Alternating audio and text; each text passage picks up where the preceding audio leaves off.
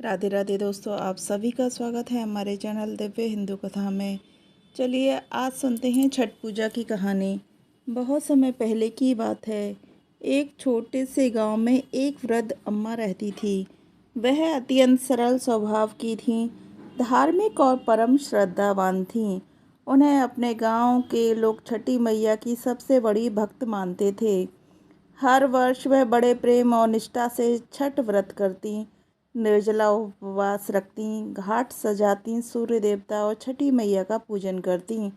उनके जीवन में भक्ति ही सबसे बड़ा सुख था। अम्मा का एक बेटा था मधुसूदन, और उसकी पत्नी का नाम सविता था। सविता पढ़ी लिखी नई सोच वाली युवती थी। उसे पूजा पाठ और व्रतों पर विश्वास नहीं था। वह कहती, अम्मा ये सब पुराने ज़माने की बातें हैं। अब लोग चांद तारों पर पहुंच रहे हैं और आप अब भी मिट्टी के दिए और फल सब्जियों से भगवान को खुश करना चाहती हैं। यह सब अंधविश्वास है।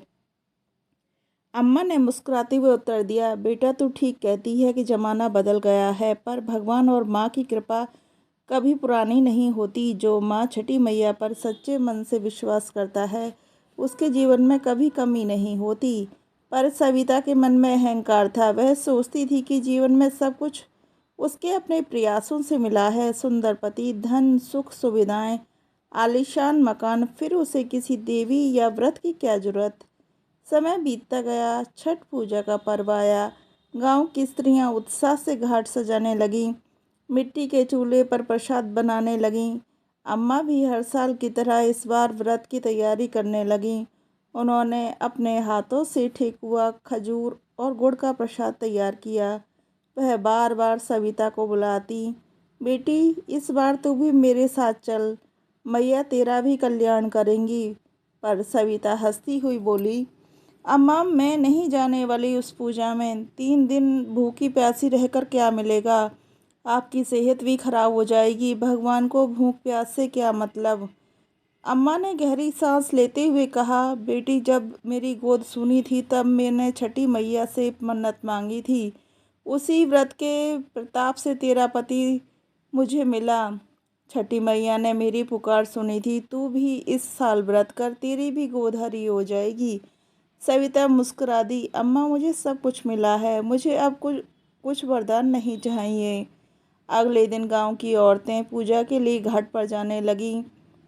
ढोल मंजीरे बज रहे थे और लोग छठी मैया की जय के नारे जयकारे लगा रहे थे। अम्मा ने भी अपनी पूजा की टोकरी उठाई और बेटे के साथ घाट की ओर चली। सविता भी मजबूरी में उनके साथ चली गई, लेकिन उसका मन मेला देखने में था। घाट पर पहुंचते ही सबने व्रत का विधान शुरू किया। सूर्य देव को अर्घ्य दिया, छठी मैया का स्मरण किया, लेकिन सविता वहां से चुपके से निकल गई और मेले में घूमने चली गई। वह हलवाई की दुकान पर जाकर स्वादिष्ट पकवान खाने लगी। उधर मधुसूदन अपनी माँ के साथ पूजा में डूबा था। उसने पानी में डुबकी लगाने के लिए जैसे ही कदम बढ़ाया, अचानक उसका पैर फिसल गया और वह गहरे पानी में चला गया।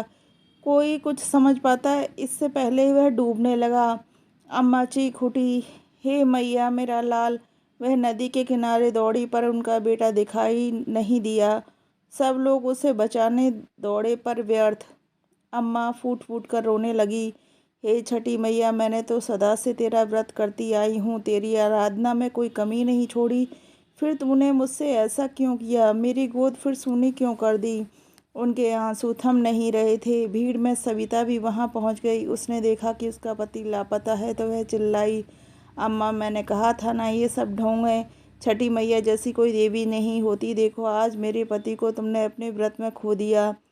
भीड़ में सन्नाटा छा गया। हर कोई इस घटना से दुखी था। लोग मन ही मन मैया से दया की प्रार्थना करने लगे, हे छठी मैया उस नादान बहू को क्षमा करो, उसका जीवन उजड़ गया है। अम्मा बेटे के वियोग में सब कुछ भूल चुकी थी। उन्होंने प्रण किया, मैया अगर मेरी भक्ति सच्ची है तो मेरे बेटे को लौटा दो, वरना मैं इसी जल में समा जाऊंगी। इतना कहकर उन्होंने नदी में छलांग लगा दी। तभी अचानक तेज गर्जना हुई। नदी की लहरें ऊंची उठीं और सबके सामने अद्भुत दृश्य था। नदी की लहरों के बीच में मधुसूदन जीवित बाहर निकल आया। लोगों की आंखें फटी की फटी रह गईं। सबने आश्चर्य से देखा तो उसका शरीर चमक रहा था, जैसे किसी दिव्य शक्ति ने उसे जीवन दिया हो। अम्मा ने गले लगाया और रो पड़ी। सविता भी दौड़ कर आई और अपने पति के चरणों में गिरकर रोने लगी। मुझे माफ़ कर दो अम्मा, मैया को माफ़ी मांगने दो। मैंने अंधविश्वास समझा, पर आज मैं जान गई कि भक्ति ही सच्चा विधान है। तभी आसमान से प्रकाश फैला। उस उजाले में छठ मैया प्रकट हुई, सिर पर तेज आभा, हाथ में कलश और चेहरे पर ममता की मुस्कान। मैया बोली, अम्मा मैंने तेरी भक्ति की परीक्षा ली थी। मैं कभी अपने भक्तों का हित नहीं करती, पर इस कलयुग में जब लोग अपनी आस्था खोने लगे हैं तो मुझे ये दिखाना पड़ा कि सच्चे मन से जो मेरी पूजा करता है उसकी हर मनोकामना पूर्ण करती हूँ। उन्होंने सविता की ओर देखकर कहा, बेटी अब तू जान ले कि व्रत केवल भूखे रहने का नाम नहीं, यह आत्मसंयम, श्रद्धा, परिवार के मंगल कामना का प्रतीक है। जो अपने परिवार के लिए, समाज के लिए, प्रकृति के लिए श्रद्धा से ये व्रत करता है उस पर सदैव मेरी कृपा बनी रहती है। यह कहकर मैया आकाश में विलीन हो गई।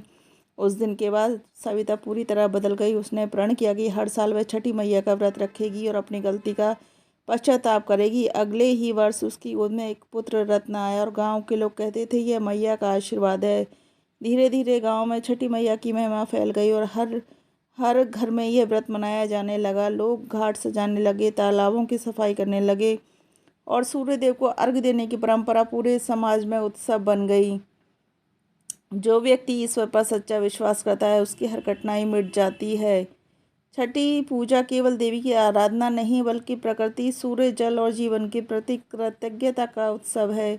तो दोस्तों, आपको यह कहानी कैसी लगी हमें ज़रूर बताएं और हमारे चैनल को सब्सक्राइब ज़रूर करें। राधे राधे दोस्तों, जय छठी मैया की।